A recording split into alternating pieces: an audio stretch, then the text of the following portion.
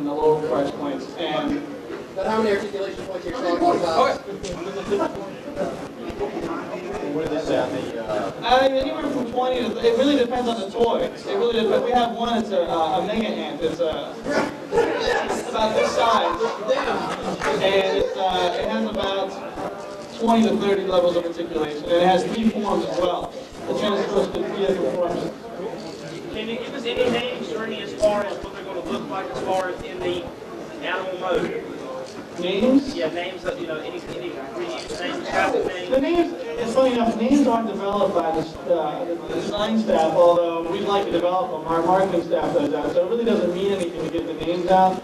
Right now for Beast Wars, what we're doing is following the trend where the beast is going to be named after the animal it's named after, like Cheetors, Cheetah, blah, blah, blah, things like that. But in the future, we are bringing back the original characters. Oh! Not the Beast Wars. I didn't say that. I didn't say Beast Wars. We're bringing back the characters, Starscream, Boznos, and all those guys in new forms. So they're going to be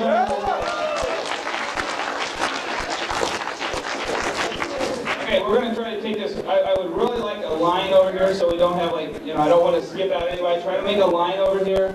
We'll go ahead and try to do as many as you can over this hour. Okay, here we go. Here's the line. We're starting over here. Hi, my name's Joe. I'm an aspiring artist. I would like to get into the design of toys, particularly Transformers, because I watched them since they came into American television. And I would like to know, I've been told that in-house artists only for Hasbro and Kenner. How do you become an in-house artist? It depends if the microphone works or not. Hello. Hey, you're obviously not 18. I'll let George answer that question because George is sitting here. It depends. I mean, there are people at Kenner who have various degrees. Tony and I, for instance, have degrees in industrial design. There's artists there who have different backgrounds. They come from the comic industry. So you don't necessarily have to have a degree to become, staff at Kenner. Okay, how do you get noticed by them? Well, like you said, you draw now, right? Yes, I draw now. In fact, some of my art is now in the room. So you have a portfolio. You have a portfolio, right? Yes, I do. How can I send it to you? Where do I send it? Well, you'd have to call the personnel department there, human resources. When I call them, they tell me in-house artists only. That's kind of like a block there because you go for that. I looked into that, but it seems like there's this giant wall between of knowledge, blackout. Well, it's not, first of all, there is not a plethora of openings. It's fairly tough to get into, and the competition and the people that you're up against who are competing for those spots, it's very, very elite. And you just have to keep that in mind. But for that series, I would just keep sending stuff. Everybody's got a different way of doing it. Sometimes they come after you, sometimes you have to go after them. But it's not easy to get into. Yeah, to follow up on that, there's a lot of, like George said, it's a lot of competition. We have a lot of people that come from production companies and movies, and a lot of the times they either find us or through word of mouth. A lot of the guys, I guess the only prerequisite is a love for doing what you do, and you want to make toys. And it's just hard, determination, trying to get in. If you can't find one door opening up, go another way around, try to meet somewhere else. We've just started to, we've got a workload that a lot of times is things that we can't always handle ourselves. So we do source work out for various things, and we use various artists on the outside as well. So maybe for you, that network would be to go into the outside resource aspect of it, try and get your name on the list for that. If something comes up, they can use you, and if they like your work, then that's a stepping stone in the way to get your foot in the door. So there are opportunities to do work for Kenner.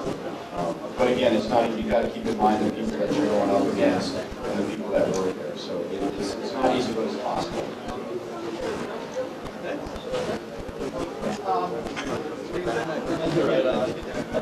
Just as a quick comment, I thought that one of the reasons a lot of fans didn't care for the Generation 2 toys was because there were too many toys that were simply recolors of earlier toys. You release like 2 laser cycles and then recolor them again, try to sell them again. Or the GoBots as a great, the GoBots and a siren kits as a classic example. Now you mentioned about 30 some odd new Beast Wars toys coming down the line. How many of those are new colors? Right now, we've only recolored, I mentioned 35 to 45. Of those, only 2 are recolors that we know of, that we've done. All the ones are completely new characters, completely new sculpts. So we're not trying to do that same mistake as we did with Generation 2. And we'd like to get over that as quickly as possible. As a matter of fact. So. It wasn't a mistake per se. We made a lot of tactical errors when it came to marketing the new generation, and a lot of that stuff had to be duplicated. It won't be duplicated again. Do you know any of the new toys that are going to be released in Europe? 1997 is when the Beast Wars are being released in Europe. We have a delay there because of shipping, and we have other quantities. We did want to get out to the States first. They're 98. They're going to be 98 in Europe, and 97, hopefully, in the United States for the new character stars and those guys.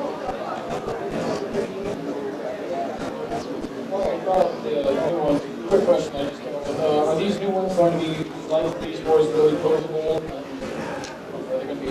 Old characters? Yeah. Well, actually, we're doing 2 versions of the old characters. We're doing the original Generation 2 characters, Optimus, Megatron, and those guys, in new packaging. That's going to be a limited run of about 1.5 years for a new Adventures group. And then we're releasing the old characters again. No one is going to duplicate it in Beast Wars, but characters like Shockwave, Starscream, Soundwave, those guys again in 97. And they're going to have as much articulation as the Beast Wars do. So that's one of the things we're looking for. The technology that we've got in manufacturing has increased, and engineering actually has increased tremendously in the last 2 years in Beast Wars alone. The new Beast Wars are, if I can say this, are better than the Beast Wars that we have that you see in the show floor. So we want to have that level of articulation in all the toys, including the vehicles. The other question that I originally came to ask, are you going to be doing any sort of mask filming? Are you going to be doing any females? Yeah, we have right now, even in Beast Wars, we have 3 female characters. I'm sorry, 4. And we're going to have some more, of course, bringing back RC.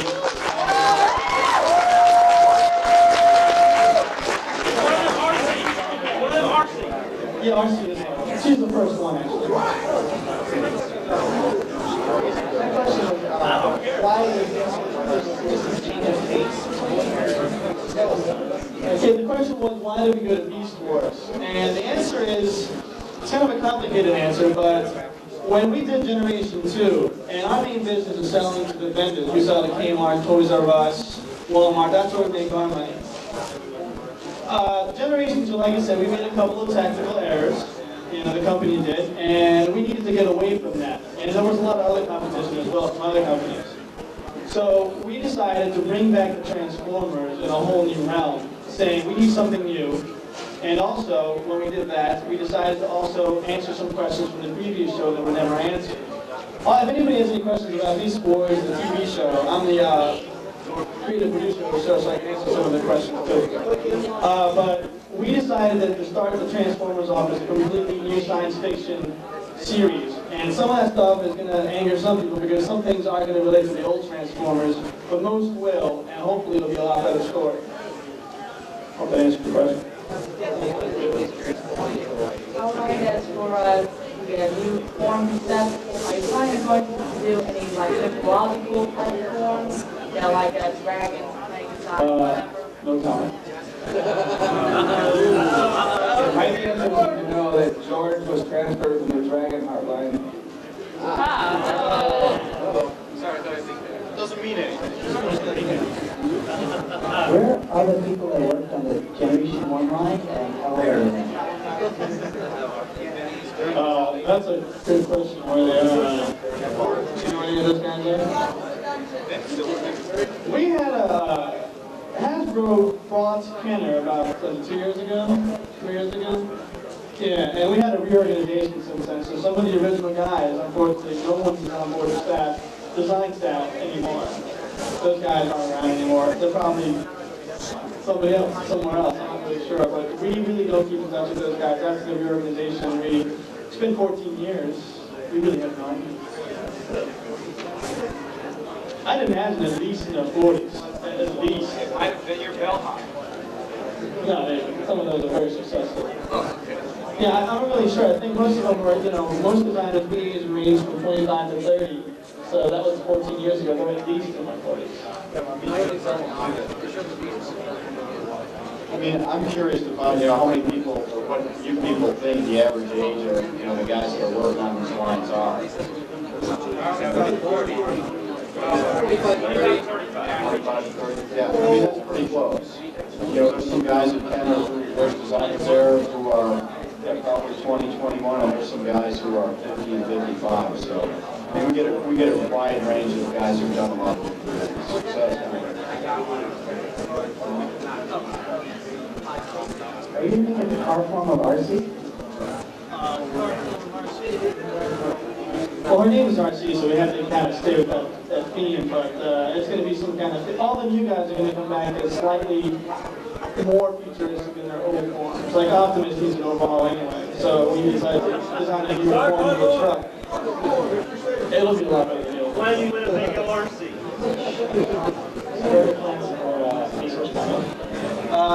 Currently, we're dealing with Dark Horse trying to get the Beast Force comic out by this year.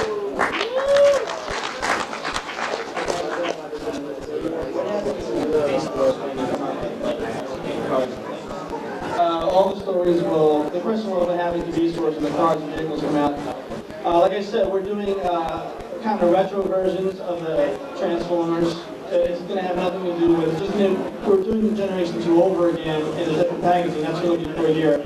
But when the new guys come out, like again, Starscream, Shockwave, and those guys, they're going to be part of, not the Beast Wars story, I can't talk too much about it, but they're going to be part of the Beast Wars world, and it'll make sense. They both will make sense together. You got to watch the show to answer those questions.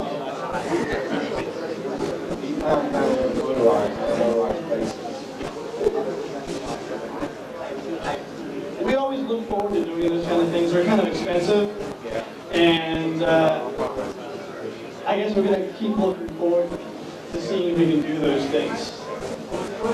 We're doing motorized bases and motorized versions of the Transformers.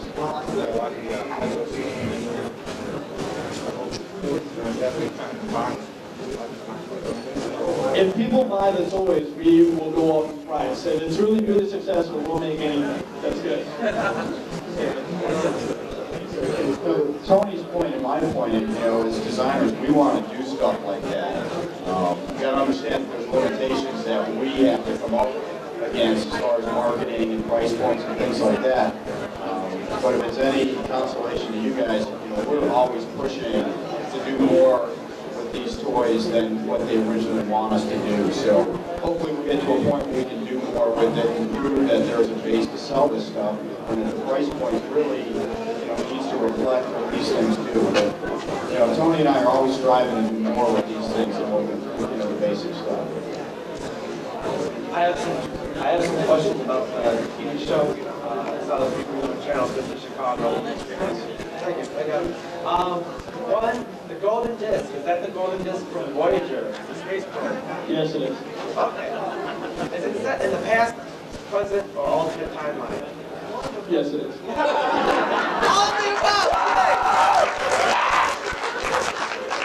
How many life pods are above the planet? Too many. 45 to 30.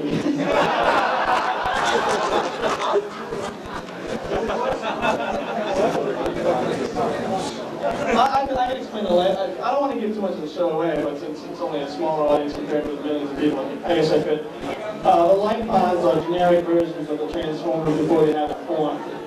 And as each one comes down, they'll take a form, maybe once an episode, twice an episode, and that's how we introduce the toys and the characters on the show. Alright, since the Autobots are the only ones that injected life pods, where are the new Decepticons coming from? Like I said, the generic versions of them, so whoever gets to them first gets to claim that robot. Battle's not just over here, John. It's over who gets more people. Yeah, it's over the Energon, it's over who gets to more people, and eventually who and other things that show up in the show. Like I said, the show is integrated into the new Transformers. Which team picks up the most price point? They're both equal. That's right, exactly. It's the planet of primitive Earth. Does it look like primitive Earth? Well, I don't know. I I've only known it since 1976. Keep watching the show. The show starts September 18th. It should be here either on Fox or on UPN. I have a sort of quality question now. Are there any plans to start introducing diecast parts? Diecast parts. This is almost like OJ getting asked questions at the hearing. Can I answer that?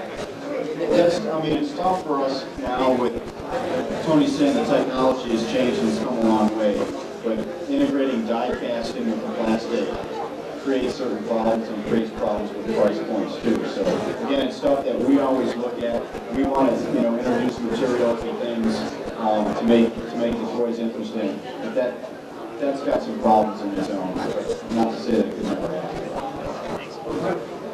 One of the biggest problems is the expense that we incur when we do diecast toys. The price on diecast has gone up and up and up. And right now, if we did diecast Optimus, it would be like $45 in a store. So we figured no one's going to buy that, so we're going to shine away from that stuff. My question is that I've always been a big Headmaster fan, and with us going back to a more beast format, would this not be a good time to introduce like the Decepticon Beast, maybe different changes, and the Headmaster, since they're originally Beast, Mind White, Weird Wolf, Skullcruncher, the original ones, maybe as Beast or Headmasters? That's something that's possible, but when it comes, again, like I said, we made a couple of mistakes on Generation 2 and after the Generation 1 Transformers. I believe that the Headmasters are a little too confusing for the mass audience to an extent, so we're trying... I don't care about this. Well, okay. We're trying to clearly distinctly separate the two forces, Predacons and Maximals, and we'll stay that way hopefully until the end of the series. And anything that deviates from that right now, we're going to shy away from. We want to be able to, people will know that this is an Autobot, this is a Decepticon, this is a good guy, bad guy.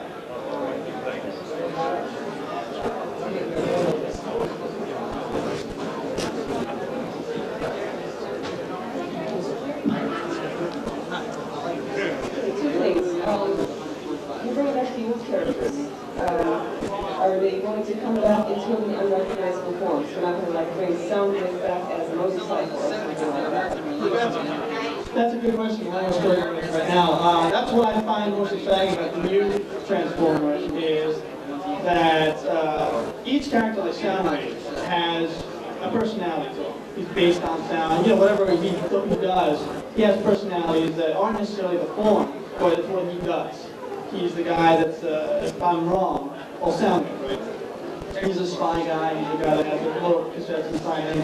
He's not going to come back as a tape player, but he'll have qualities that are definitely Soundwave qualities. He won't deviate from the character in one bit.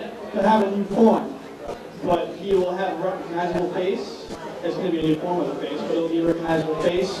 And you'll definitely know that Soundwave and another, incantation of him. So we want to stay true to all the characters.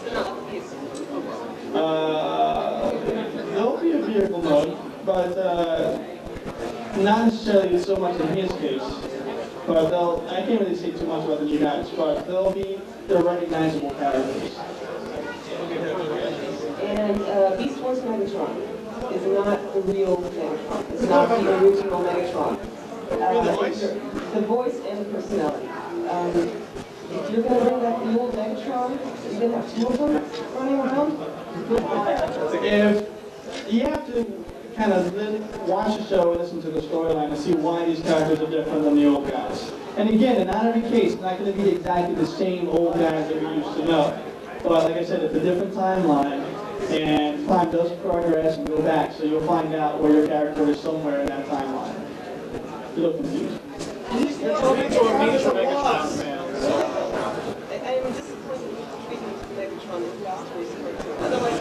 have to watch all the shows. The premiere show, actually, Yeah, I mean, the character develops through the show. You know, like by the 8th show, you know pretty much who the guy is. But right now, you can say that this is Megatron's first experience into the realm that he becomes leader. And no, it's not the same as you've seen in some of the books that people have written in some of the comics. But we have to start over again, and some of that means we have to get rid of some of the old stuff. Can I make a request here for treating the Decepticons? We have a request.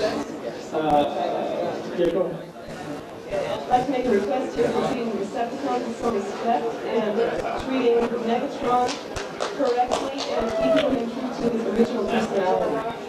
Okay? Actually, you know, if you want to help out, you could always send us, you know, what you think the guidelines are. Not everybody. I know your name. I know her name, so I only accept hers.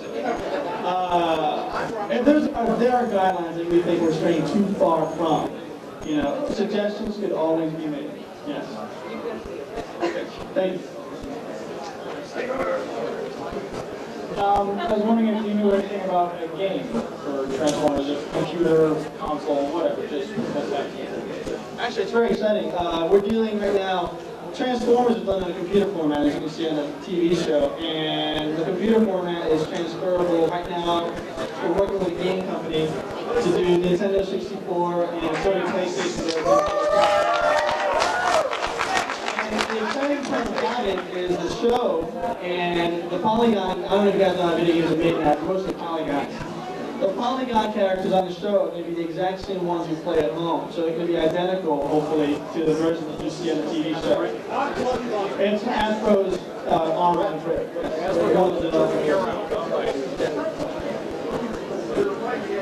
Alright, a few questions. First of all, somebody asked me to ask you if you're going to have anything like a reflector toy, and you're going to have a series where you mail in, I guess, robot coins to get That's up to our marketing. We just do toys. We're just toy designers. The marketing always comes up with a lot of you know, special events and gimmicks and things like that. So depending on, you know, how they sell, if they sell poorly, maybe we will do more. If they sell great, maybe we will do less. I'm really not sure. That's more of a marketing thing. Does that answer that? Well, again, that's something that we always push through because we think that's a good idea. We have a degree of influence over the marketing people to a point, you know, and then it's their ball. So our point is that if you guys continually bring up those ideas, we continually bring that stuff up. You know, if we can get them to move this far, that's a victory for us. And we are pushing for that kind of stuff. So it's just a matter of time and how persuasive we can be to get them to realize that is something we should do. But we talk about that a lot. Actually, to kind of, if people send in suggestions, I mean, I don't want a whole flurry of stuff, but then again, it's not bad. Some people higher up at Hasbro don't realize how much of an equity the Transformers are. Some people are surprised that this whole event's even taking place. The more that people write in and say, you know, we want these toys, we want these characters, we want you to stay true, we want premium, the more pressure there is on the marketing staff to do those things. Because if me and George bring it up, and we bring up some pretty crazy stuff in these meetings, you know, we're just two guys that work there as opposed to the people who actually buy the toys. And that's our real main audience. So the more people bring it up, the more apt we are to actually do these things. Alright, another question then. Is there a way to contact Hasbro and or Kenner over the internet? Do you have a website, an email address? Can you tell us what those are? www.hasbrotoys.com.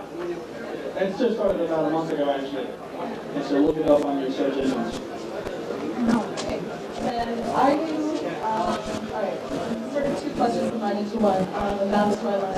Are you going to be bringing back any of the post-movie characters such as Galvatron, Cyclonus, Scourge, and are you going to be making, you mentioned Arcade, are you going to be making any more female characters and possibly males?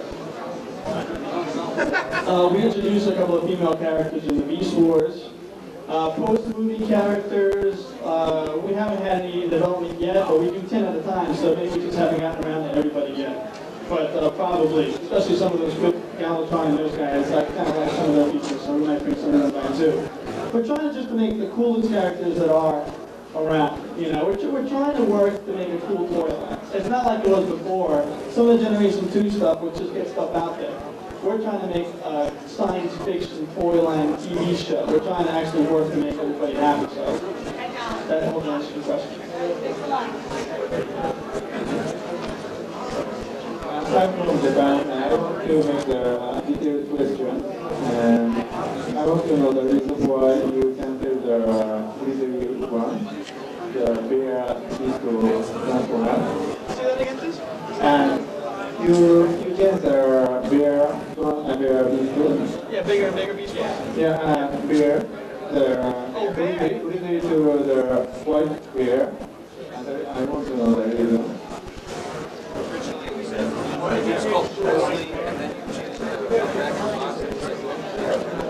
Oh yeah, why did you change the name?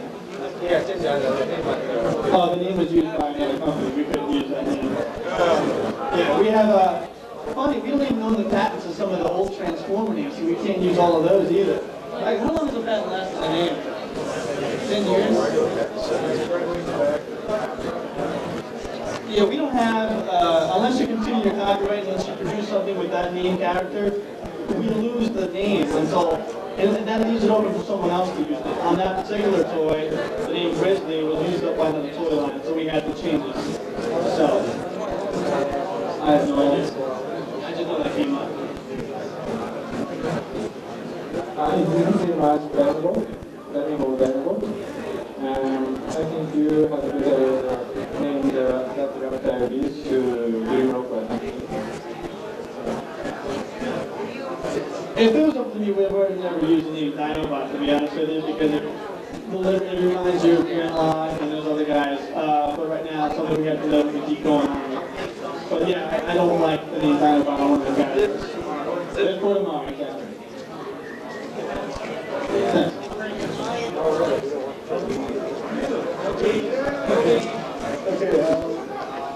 I would just like to know, this may sound weird, I don't know if you can do it, but are there going to be any bases, you know, Beast Wars? Yeah. Or even playsets. Playsets or bases? That's a good question.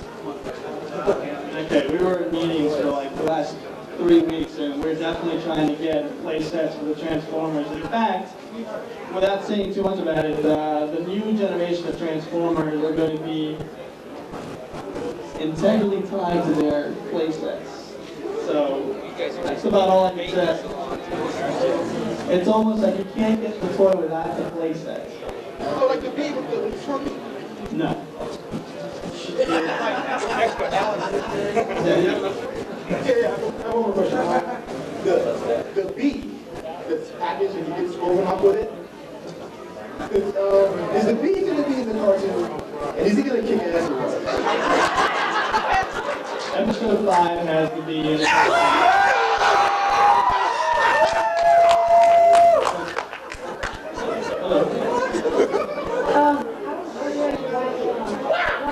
Hold on.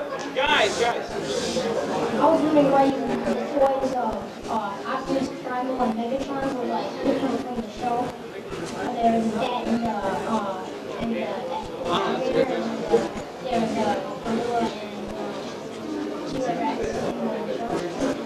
Talk about the crocodile and the bat and the T-Rex and the... That's a good question. Usually what companies do is they release a toy. They'll try to have, for the main characters or hero characters, they'll try to have different incantations of it. In that case, Optimus and Megatron were released initially as basic toys, as a 2-pack. And we have 2 different forms for them. You know, like you said, the crocodile and the dinosaur. But they're not going to be on the show as the crocodile or the bat. They're going to be on the show as the dinosaur and the gorilla. And we also have toys coming out this August. I hope I'm right on this. That are going to be the large-scale versions of the ones you see on the show. In fact, one of the cool things about the show, if you watch it, the Transformers transform exactly like the toy. And there's a twist in the show, there's a twist in the toy. They transform exactly like it. So the gorilla and the dinosaur will be out about $19.99, I think they are. Whoa! Yeah. And they're going to be about 12 inches high. They're pretty big. They're actually my favorite toy. of the deluxe figures have like an animal head and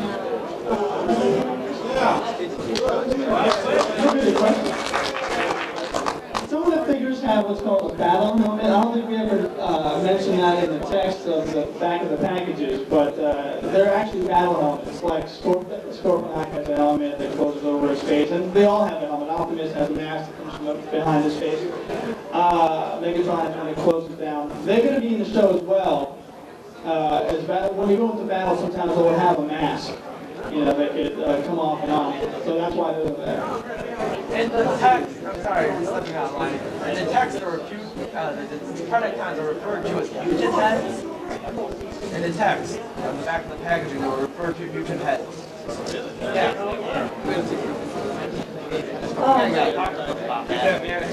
also, are they going to make it?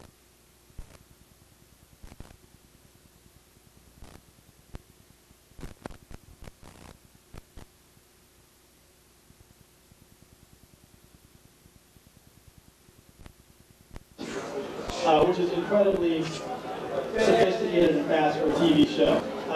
We're cheating, like I said, about the pause coming down. We see characters in every other show, so we're trying to add more characters. Cooler Claw will be one of them. The ants, the sea creatures, the Mega Bee, and a lot of other creatures as well. Enough with the bee already. And also on the internet, I saw Beast Wars 3 repaints, and Joel said there was only 2 coming. I saw a repaint of Cheetor, Velominator, and Tarantulas. Tarantulas is a girl this time. Black Widow. There's 3 now too, you're right. And it's Tarantula, Black Arachnia. There's Tigertron, which is the Deco of the tiger. And yes, there's also another bee. Well, the big bee this guy keeps asking about every year. So actually there's 3. I was wrong, there's 3. There might be more, but there's 3. No, it's all different. It's all new character. I was a big fan of the Dinobots, the original Dinobots, so I was wondering if you could actually bring those back as somehow in Beast Wars. And are they the Gestalts? We are bringing back, like I said, characters, but they might not necessarily form a giant dinosaur. We're going to bring back character names, but not in the Beast Wars.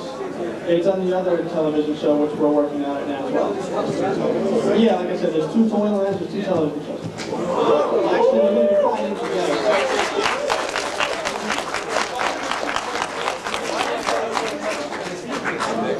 My answer to my second question relates into it. Will some of these other toy lines that you're talking about, as far as like the vehicle transformers, the ones that you're releasing in 97, will they be introduced into Beast Wars somehow, or they're going to have their own separate show? Like I said, the Generation 2 stuff is not going to be introduced as a TV show, but the incantations of the old characters, be they vehicles or be they whatever, are going to be part of the Beast Wars world, the arc, the story arc. Watch episode 4. Yeah. Can you give us kind of a brief rundown of some of the creatures and or characters that you're going to have in the new line coming out, since you weren't allowed to show that? We have coming out, of course the insects are easy, so we have a praying mantis that has a wingspan about 12 inches long. We have a giant mega ants, which is my favorite.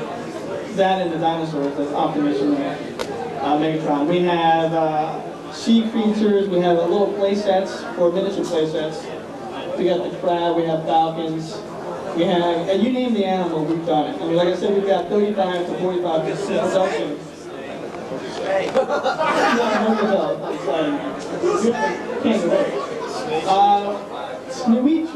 We tried doing snakes cobra several times, and it's not exciting enough that we can get it to work yet, but we're still working on that.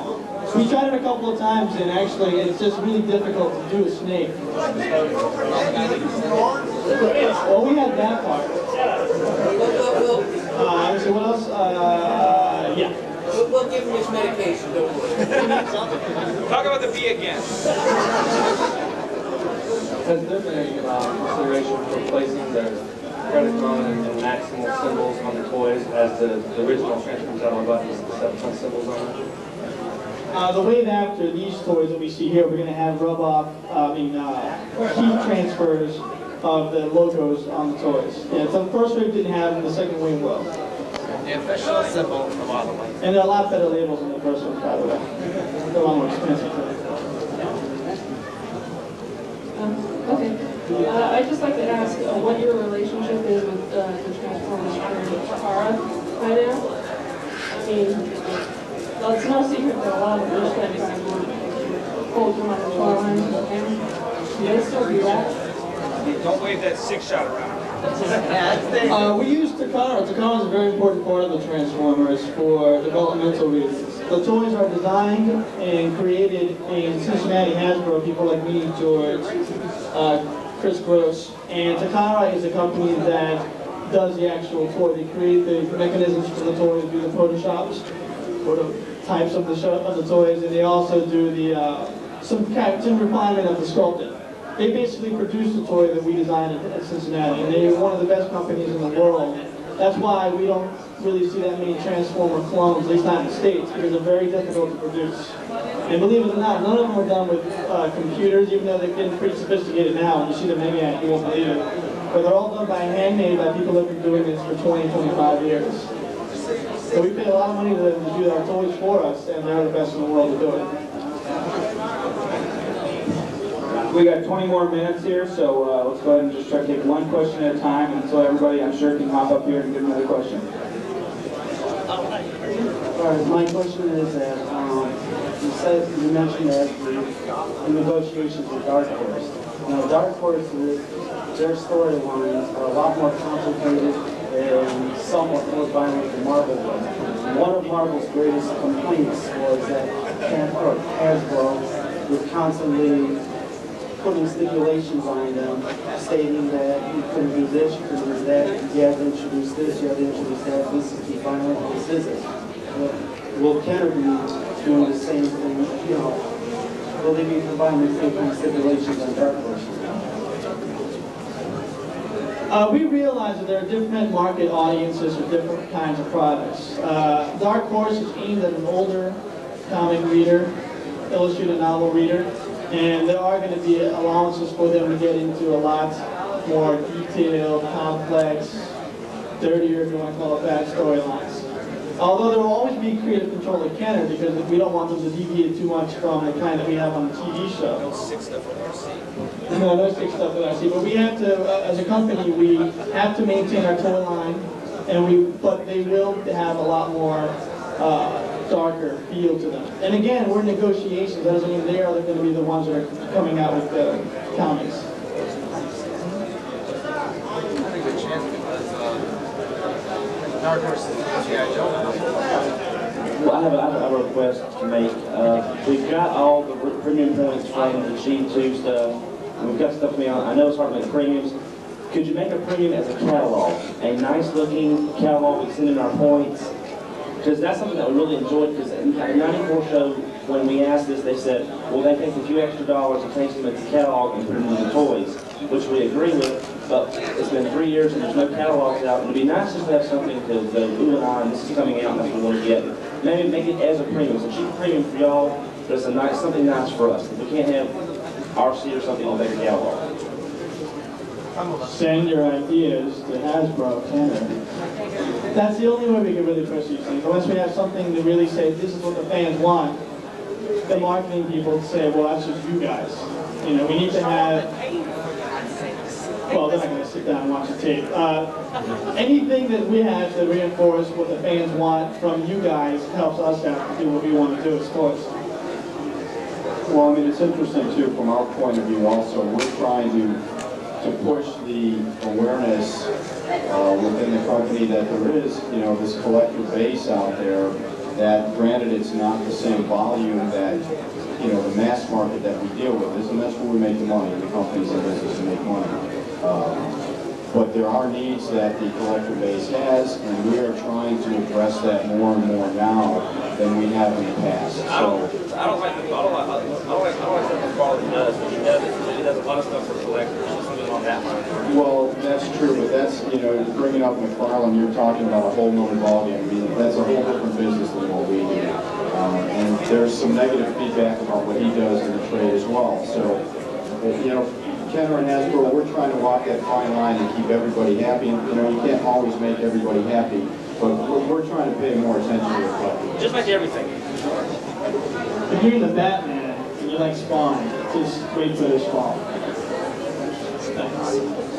Some people like Batman. Okay, one of the primary problems out of the original cartoon series was that there were a lot of discrepancies in their history, particularly when you got close to half the movie. And if you read in the comics, then with your God, you've got like 3 different origins of the transformation. I know that the comic books want to have freedom to do what they want to do, but is somebody going to be in there with an authority to make sure that at least the timeline, the basic history of it is maintained and is kind of pure and the same in all whatever means you're looking at? And what is going to be the definitive authority? I mean, when you've got a comic book and a cartoon series, who's going to say, well, this is the real root core of where we begin, and they have the higher stakes? For example, cartoon may say that they were created one way, and the comic book says it's a different way. Who's going to have the real authority there? Like I said, I'm a creative consultant on the show. The show has a story arc, it's written, it's done, and we're not going to deviate from it. Anybody that does anything, cartoons, comics, Lunchbox, anything is going to stay true to that storyline. We have writers from Babylon 5 and Star Trek that write the show. So it is a definite departure from the old Transformers in the sense that we're not going to have any storylines that leave open ends here, open ends there. We finally answered the question why they transform, which never really had been answered. Like I said, it's now a science fiction show. And there will be, hopefully, a novel based on something. It's kind of like watching, I just watched the movie Independence Day. And then you go home and you read the novel, and there's a lot of answers in the novel that should have been on screen, but they don't have time to show it. We want to build a world where we have other sources filling in the blanks of things that aren't shown on the show.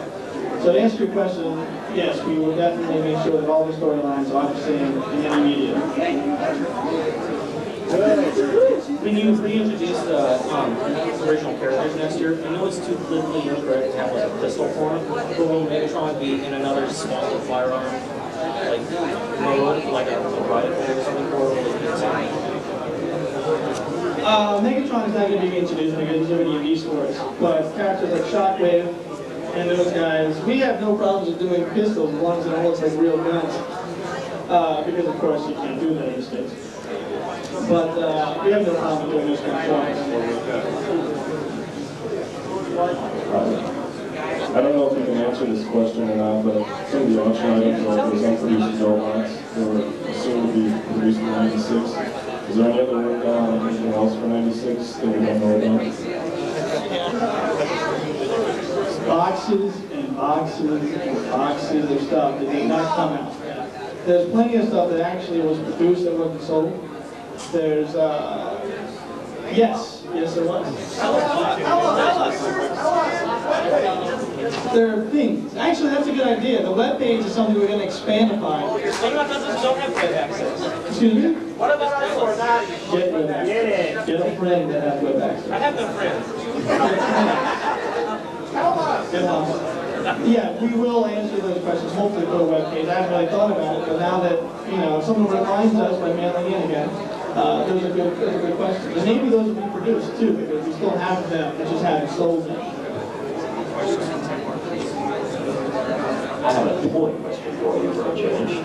I understand that about 3/4 of the cost of toys production is actually in its assembly, paying the Japanese housewife to sit and screw it together. Is that correct? No. George can answer this question, but I'll tell you right now, the blister is half the price. The package blister. That is our biggest problem right now, is the packaging is half the price of the toy. And we are working with ways to, we can't eliminate packaging, but we are definitely working on new ways to produce different packaging that you'll be able to use instead of just throw away. George, you want to touch up on that? We have some, yeah, we've had a lot of meetings lately as to how we can save prices and put more. We think we have a good toy value now, but the packaging, the blister, that's half the price. The exclusive that we produced, the box that it came in cost 3 times as much as the toy, and that was pretty much common with everyone we spoke to. It's just, you know, the box price, it's like they've got the market locked in and they don't have to negotiate on it.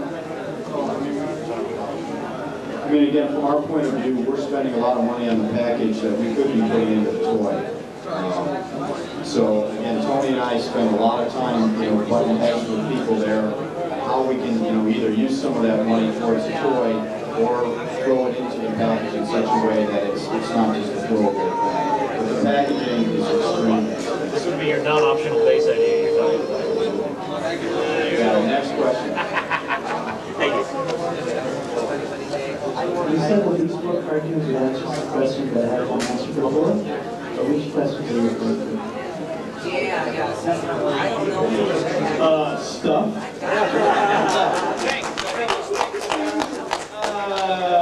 Well, we tried to develop a reason why these guys transformed in the first place. And to my satisfaction, it was never fully answered in the first series. You know, as part of the premiere episode of the Beast Wars, we introduced a storyline for the Energon fields being too strong for the Beast Wars, for the robot fields. So they have to cover themselves up with a version of synthetic animal, synthetic animal covering to protect them from the Energon fields. Things like that. It's more detailed than that, and it'll be on the show when we give it away. Questions like where they came from, you know. And some of the stuff might be different, but now we're going to have a coherent storyline. Questions like, I guess one of the things we did when we wrote the storyline was we also wanted to make the world the playground of the Transformers. And without giving away too much, someone asked about mythology before. I'm not sure where she is. That's my fiance. Oh, you do?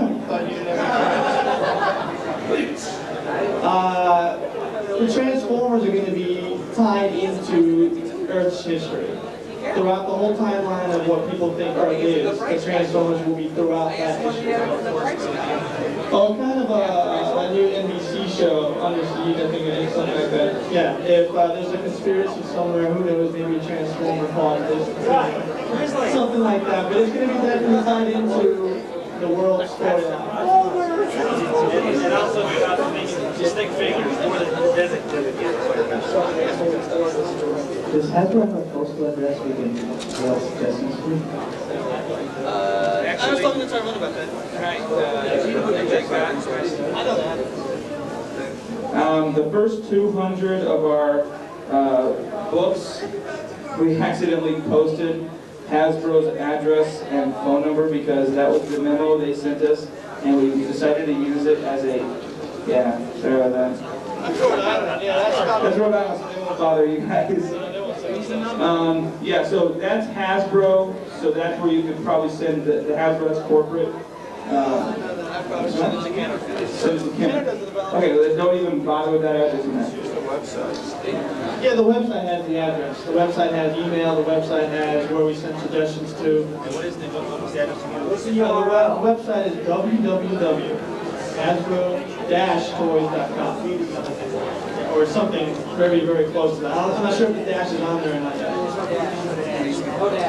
Attention Anthony, attention George, attention Transformers team, attention anybody who cares, attention, just attention them.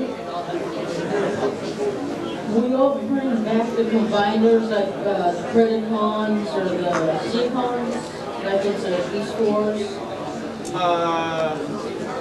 Like I said, some robots like the Mega Ant have 3 modes of transforming. Triple changers, yes. Some robots combine to make bigger robots. Some robots combine to make bigger robots that are different than the robot they form with somebody else. So you take 3 robots, 2 of them combine to make 1 robot, the other 2 combine to make another robot, all 3 combine to make another robot. And that's something new that we haven't had before either. And that's what you have to buy. You have to buy a lot, and that's probably one of the hardest things that we've ever done in the Transformers. It took about 18 months to figure out how to do that. Takara drew up plans for those things about 2 years ago. and they're working on it to come out for next fall, and that's probably the most sophisticated Transformer that's ever been made. And they're not that expensive, so buy some. I've been on your website, but you have like G.I. Joe and some other toys. You haven't posted Transformers. Yeah, Will you in the future? Yeah, it's still under construction. We have a Thanks. It's still under construction. We have a company that's putting that together for us, and like I said, it just went up about a month ago.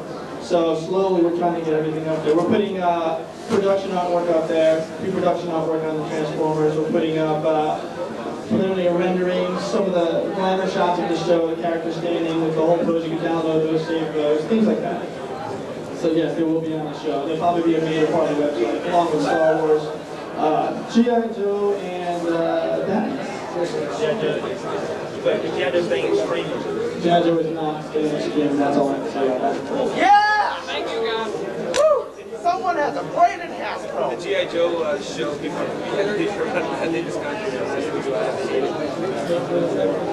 Oops! I was going to say, with the G.I. Joes, I think one mistake they made was that they started putting in a lot of fluorescent and greens and oranges, and I think that really kind of got away from the whole, I guess, army situation. And I was going to just ask if Hasbro, they're going to do the same thing with the Transformers, when they put out Starship game, they had kind of orange instead of red, unlike the original Transformers that had kind of darker colors. Color's a big thing. We need to compete on the shelf for visual space along with name brand space. We did Optimus. The Optimus we did, they were changing well, he's obviously black and white and red. The old Optimus was red, blue, red, white, and blue.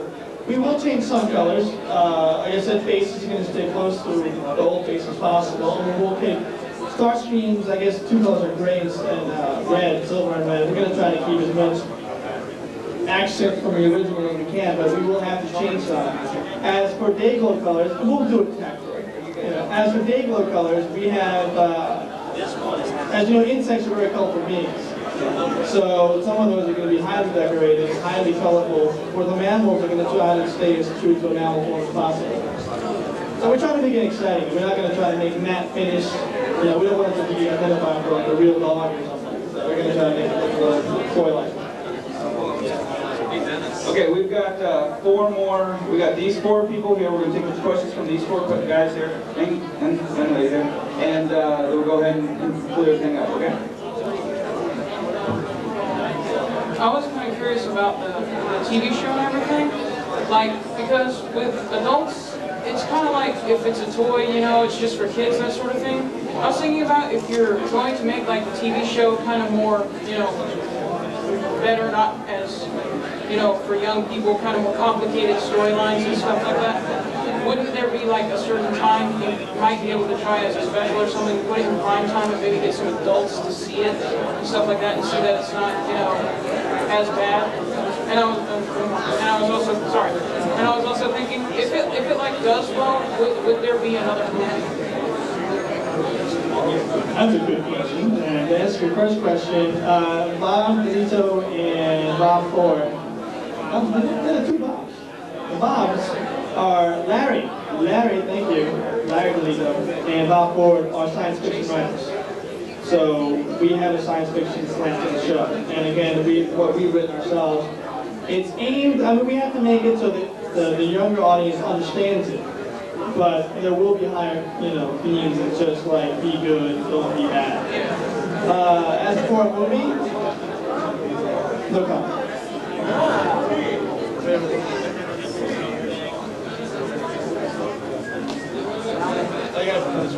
Now that you Transformers line, for one of these toys, will you bring some Japanese Transformers for them transforming line? You mean like with the old from another Transformers line? We have those segments clearly defined. We want to keep theirs, and ours, because Takara owns rights to Japanese toys that we don't, and vice versa. So we have to keep those separate because of international copyright laws. It's only to I think it's on. Oh, turn it off. Turn it off. Oh, turn it off. Let the AV major get in there. What's happened to Matrix and Mecha city that is going on, or will they be required to do so again? And if they are, how much time will they need? What was the last question? The Matrix is part of it. The Matrix is part of it. It's further down the line. It's not in the first 26 episodes, but it's part of the story. It's part of the story that's going to continue. But you have to wait for the second year of the show. Hopefully, there will be a second year. The people watch the first year.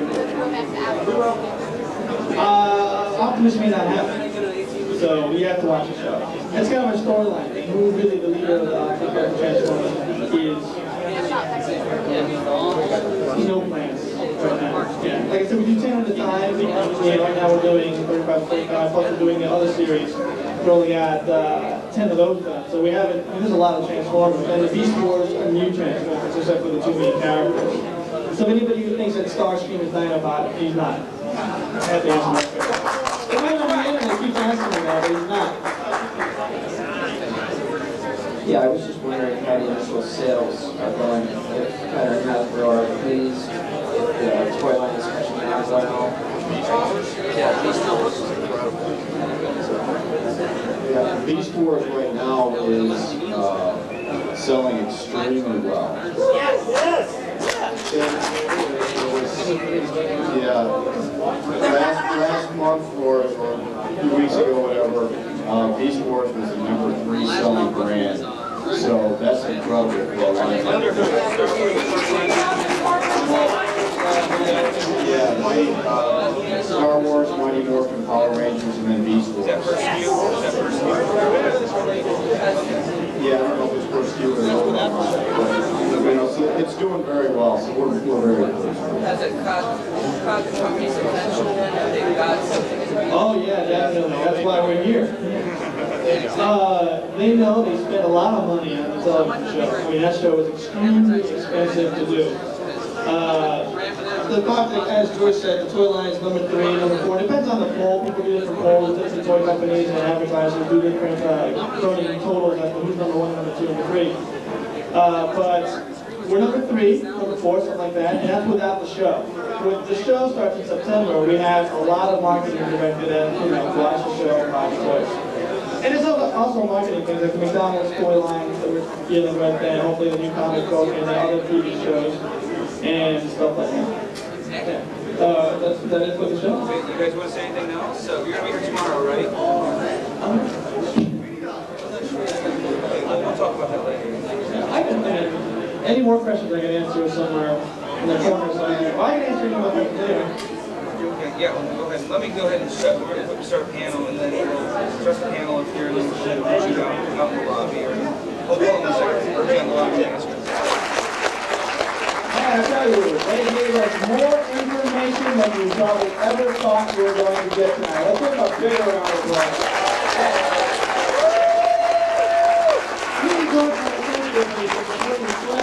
I was really surprised. Actually, I was kind of scared to come.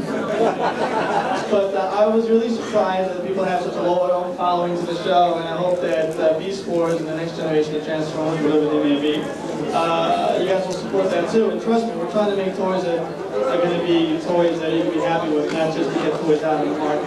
We're really trying to make a good toy line. So thanks.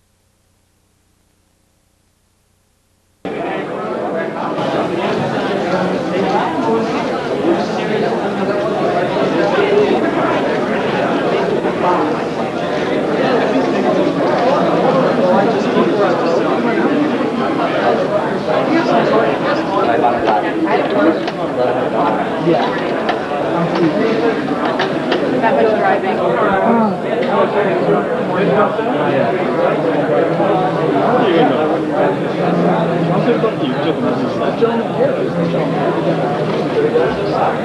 なんだろうね、噂だからね。でも今はメイビーだ、メイビー。メイビー。Late. Wait. Late. Maybe. Yeah.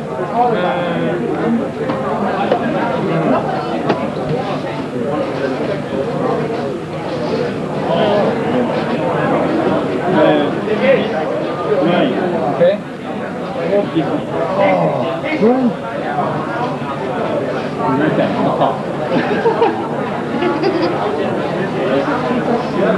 遊んでいきたいけど、まだ俺たちは仕事続けなきゃいけないんだよ。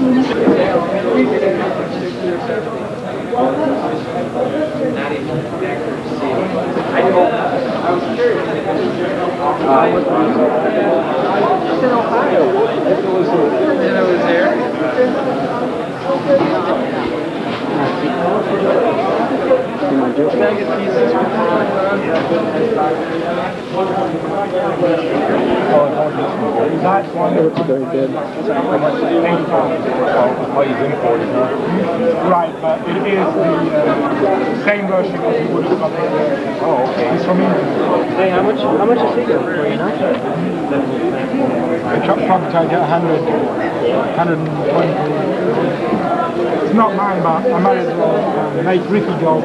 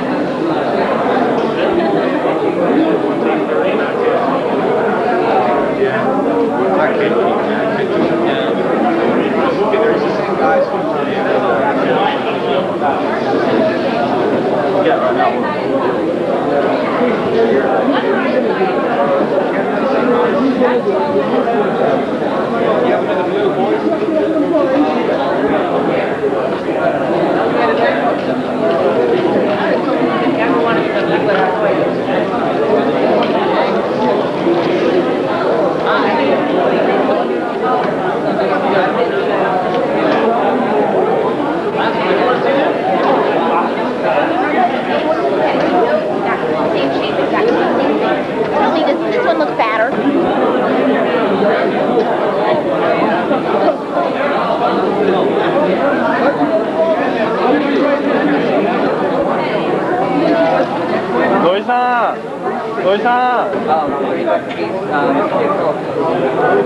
Okay, I'll give you $50, half price.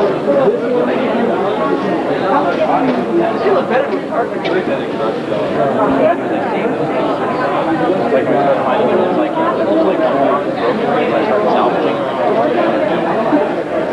I've got like a box of just guys I've taken apart. I've got like a thundercracker. Got taping and negatives. Go right ahead. I don't care. I'll quote myself. This place. All right. All right, give me your name and tell me what you think. My name's Freedom. Dave. This place is pure hell. Could have been better, but now I've got to notice. You're sitting down and Tony's standing up. Hey, that's right. Now I understand the football shirt. That's right. Drop you to knees. Watch your roll. Tony. As long as you don't cripple.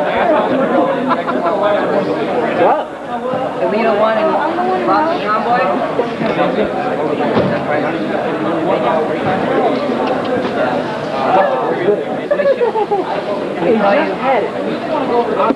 don't want you to buy it. I gotta go find a phone.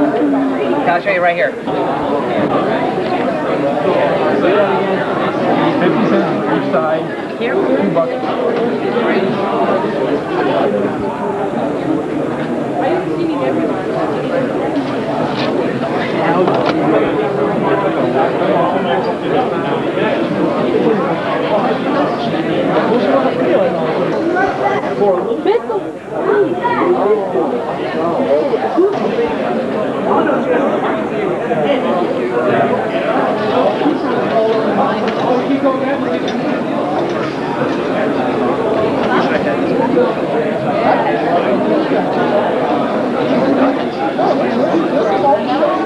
Oh man, this is a very I'll let you have $5. That's okay. Hey man, you can't record my stuff. I got the rights. I'm gonna charge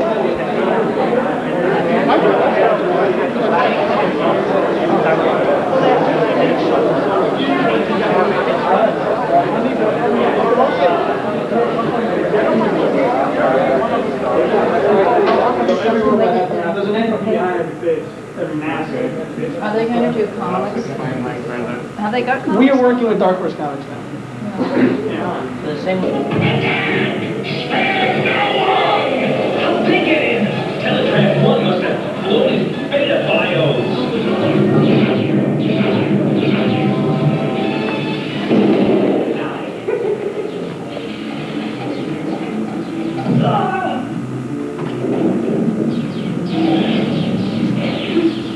Rich.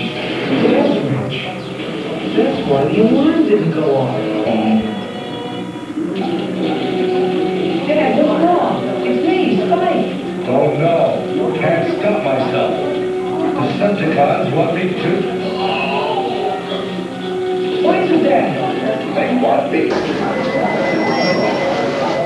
It was Cybertron's most carefully guarded relic rat trap. It gave the location of a major energon source. That's why Megatron stole it. Yeah, like I did. You know, we were supposed to be doing deep space. That might be nice. Just not this or something.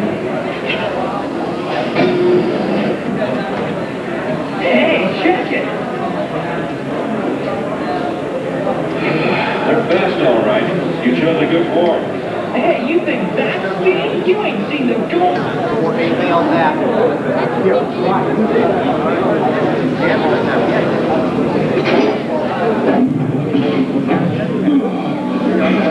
What are you doing?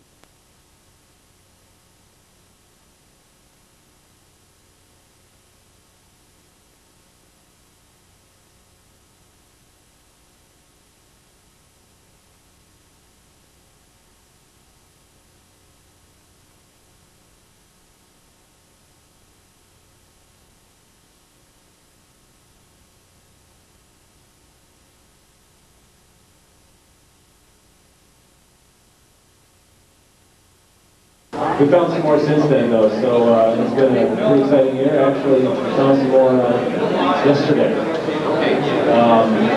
So, we're going to start in pretty much chronological order, starting in '84. Actually, just the first variation crosses over between '84 and '85. We will be covering both toy and package variations. For some people, that might not make a difference. Most people that I'm aware of don't really care much about packaging. It's just the toys. But we'll cover both of them for those people who do like both. On the mini cars, the original 6 mini cars, the first package version, which you should be able to see on the monitor, the toy came packaged in the vehicle mode. And all 6 were done like this. When they were reissued in '85, this carried over as continuing product, they were issued in the robot mode, which, when you set them right next to each other, you can tell it's quite different. There's no change in the toy, so you don't have to worry about that. the one variation that was carried over between both years, which most people know about, is the color variations. This is both red and yellow clipchover and bumblebee. The bumblebees, well, both of them were the original Microman colors, which they were just using up old stock. Some people claim that they recur frequently, evenly, and that there's no difference. The ones packaged in robot mode, according to the Hasbro toy fair book, were only given one to the case. So each one of those bumblebees were only supposed to be done one to the case, and the red bumblebees are also done. So those are like one every 2 cases, one every 3 cases. We don't know at this point. It's just not real easy to find either one packaged in robot mode.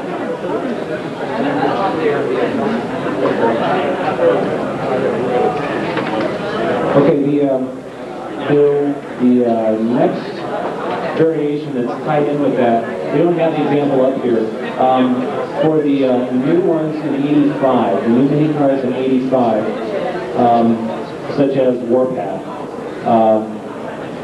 the original borders around this photo insert here showing a picture of the toy was white, and they later changed it to gray.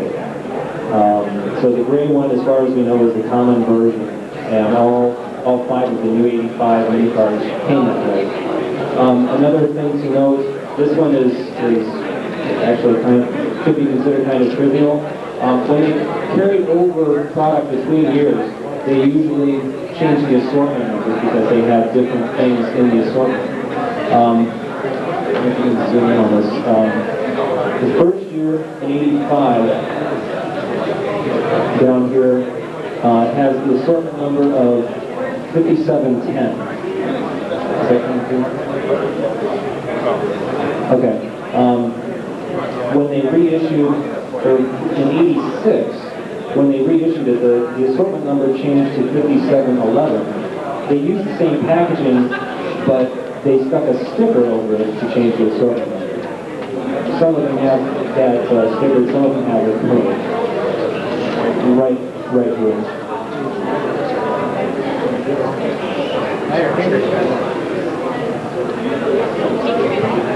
Sometimes what they did was they just covered it with like the purple or the red or whatever, and they just stenciled the new number over it. I mean, sometimes it's pretty visible, sometimes it's not. I just kind of watch for it. I mean, obviously, this is some trivial stuff that we're just going over for the sake of doing that. It can also tell you, give you a clue as to which year something came out, if you care about when the variations were released.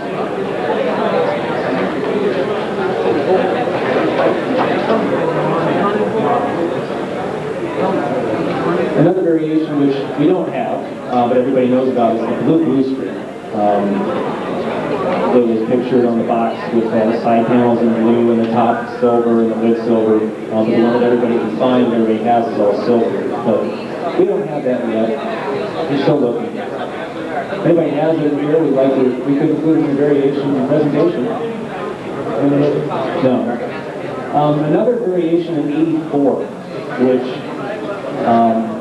don't really know how major it is, but it could be considered major because it's a toy and package variation. On Ratchet, the first version, I don't know if you can, okay, what's going on here? You see he has a red cross on his hand, and you can also make it out on the top for his vehicle-based thing that he moves around on.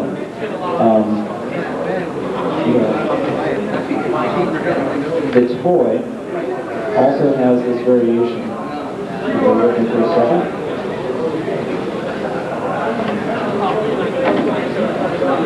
You see it quite prominently on the top of the cap. In the toy fair book, there was appeared to be another variation where the cross was smaller, but we haven't seen this in an actual toy. Still in that year, or when they reissued it in 85, they took off the cross, both off the packaging and off the toy. You can see on his hand now the cross is gone. I don't know if the camera can pick it up or not, but you can see where they just essentially painted out the white part with red, and you can still see the outline. You can still also see the outline on where it's a different shade of white on the top of the cap. And the toy, and also it's on the top, the same photographs. And they took it off the toy as well. If you find a loose tech spec of Ratchet flying around, since they changed the portrait on the front, the portrait in the little picture on the tech spec is also changed. So that can tell you where that came from.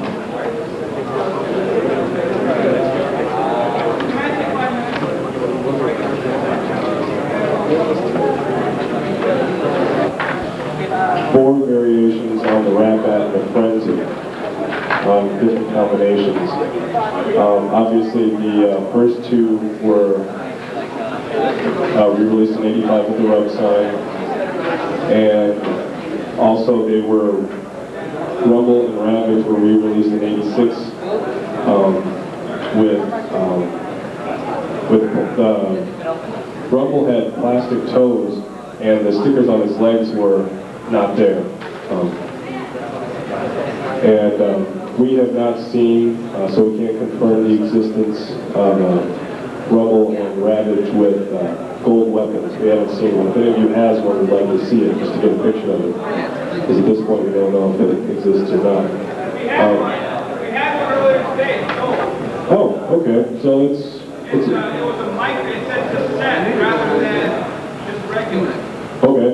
So, somebody in here got one. Okay, well, so it's around. Fantastic. We'll go through the four different versions of Rumble, or Frenzy, and Rat-Bat. And this gets kind of confusing. The first version of Frenzy and Rat-Bat is obviously just exactly how it's seen in the gold weapons. The Frenzy is the same version as what was released in '84 with the addition of the rub sign.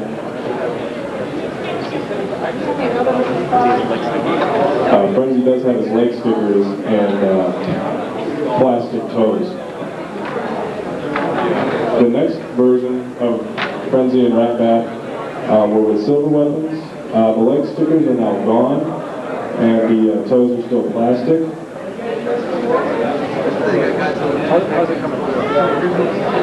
The third version is released in '87. Frenzy is the same, except Rat-Bat now has painted details, and the weapons are still silver. You can compare the stickers to the paint job. It's rather neat. I wish they would have done this in the first place because this would have alleviated a lot of problems. The fourth version, which we just saw for the first time yesterday, was a painted Frenzy from released in England. This is very odd. You know, all the arm stickers got messed up, and they changed it so that it's a painted version. And they did painted versions of the two Autobot cassettes. They did painted versions of Rumble and Ravage as well. And so and Buzsaw in Europe as well, they had a painted version of him. But yeah, the thing you can tell about the painted oddities are the ones with the Chinese stickers in the upper left-hand corner, which you can see. There's also a Chinese sticker on the back of the card.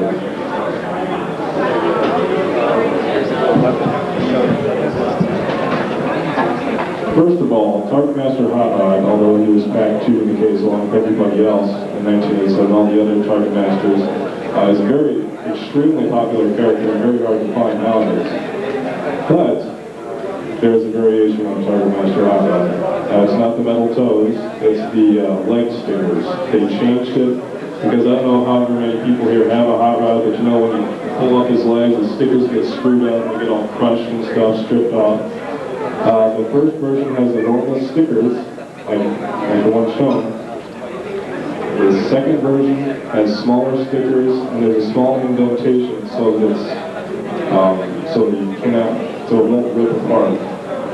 And you can also tell a slight difference in the chest plates. One is, it seems like it's a faded effect, and one is very brightly colored. I mean, all the Dark Master hot rods we've seen have had this faded effect, except for the one we recently have seen by going out. Thank you very much.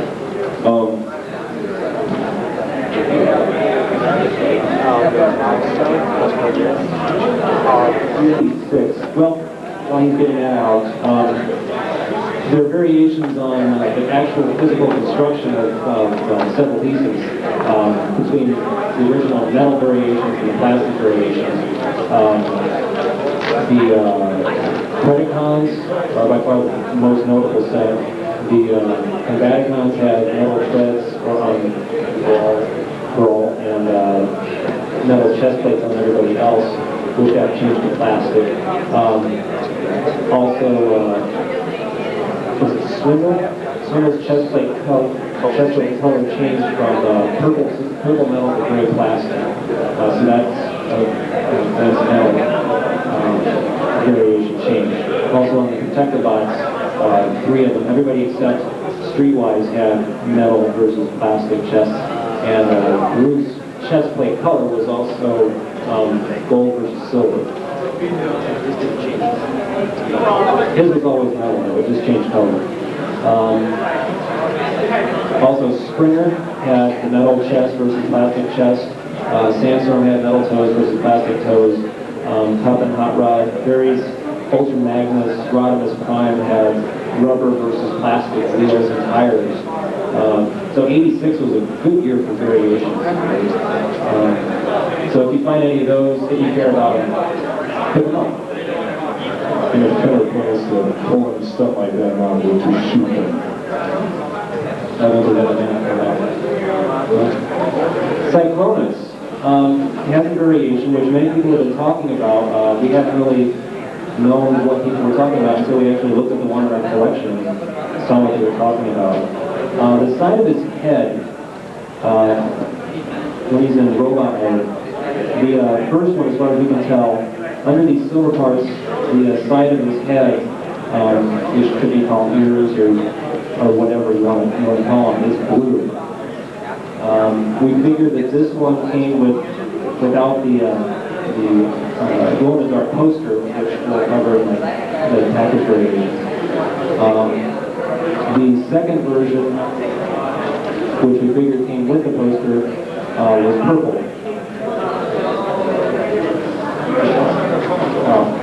Or unpainted, it's just molded in purple.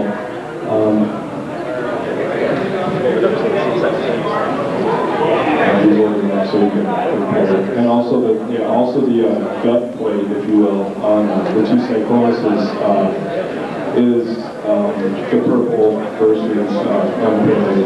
And also in the Toy Fair book, they had a very definitely blue Cyclonus, and we haven't seen if that made it into production here. Kind of a variation. It's very minor nose, and it's insignificant, but we just discovered it just looking around for trying to complete our own collection of mini spies. The common version of the mini spy had 8 spokes in the back tire, and the engine cover was angled. And the first version, which saw very, very limited release, had very many spokes and a rounded engine cover. We've only seen very, very few of the first version, and we've only seen one on card.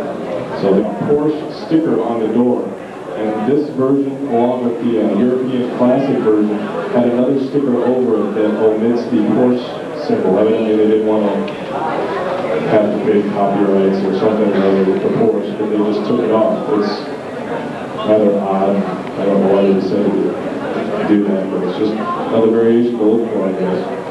They just essentially remolded the bubble so you could put a patch behind it, and they put a little starburst thing up here in the upper right hand corner saying pre-reflective patch. There were 10 patches total, and one of them you could get the high-value cars, which I don't know if it is like a reward or mini cars with mini spies. The name from the mini spies comes from the commercial, which we only saw a couple of times, but we remember the name for it. We don't know at this point, there's no solid evidence that there was a red bumblebee or yellow cliff jumper on card with the mini spy, but those we own the other 6, so we can confirm their existence, but this is just a real hard cookie to find. And if you find one, you just pick it up. And we believe there's also variations that go along, toy variations that go along with it. One will have metal toes, the other will have plastic. The one without the poster would have the metal toes, the one with the poster would have plastic, because it was for the variation of the patch for the mini merch guys, the appendages for the merch groups. Most of the variations occurred with the card change. The patches, the cards with the patches are the first versions, and they're real hard to find now. Outline, a framed effect, and the second one, you can't really see it real well, but the second version had it filled in, you could read it very well. Big to mess with. The large jet, Starstreamer Ramjet, originally were packaged with their 3 missiles doubled separately, and the like a sound pack and the fists packaged off to the left side of the plane, and that caused some, it obscured some of the printing on the card and made it hard to read it. Later they grouped the 3 missiles together in one double and moved some of the accessories to the other side of the plane so they could move the other packs out to free up the printing area. Also, everybody knows the Dinobots changed colors twice, which some people don't really care for. Actually, the middle color was a mistake. They got the colors screwed up. They printed the wrong color, used the wrong number on their card chart. One other variation which we do have up here is kind of hard to tell because we don't have the contrast and variation. On Onslaught, his briefest parts came in a lighter gray. If you have the normal version, you can tell it's a lot darker and more silvery. So this one, we're not sure exactly when it came out. It might have come out in '87 when it got re-released. But we just found this one completed today.